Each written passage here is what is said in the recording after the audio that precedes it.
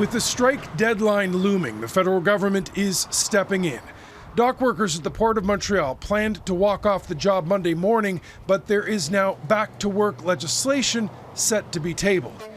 The announcement came in a series of tweets from the federal labor minister. Tassi says the government tried for 2.5 years to help with a negotiated settlement and calls back-to-work legislation the government's least favored option.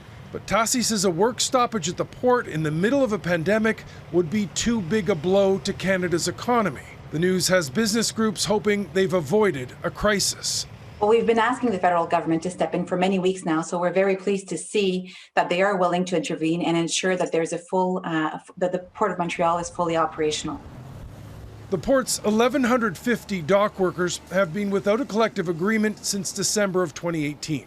They walked off the job for 11 days last summer before agreeing to a truce. In recent weeks, negotiations got bumpy. Dock workers went on an overtime strike. They're refusing to work weekends. The management group, the Maritime Employers Association, in response, said last week it was changing work shifts. The Longshoremen's Union Friday called that a provocation. The only way we could answer that is to put a general strike for Monday. The work stoppage last summer cost the Canadian economy more than $500 million. It didn't even last 2 weeks, but the backlog was so big, it took 3 months to catch up.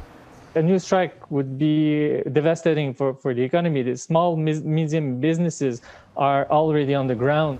According to a source, the union has sent out picket assignments for Monday morning. That hasn't changed. Back-to-work legislation would still have to be tabled, debated, and adopted. With a minority government, it would also need support from other parties to pass. Mike Armstrong, Global News, Montreal.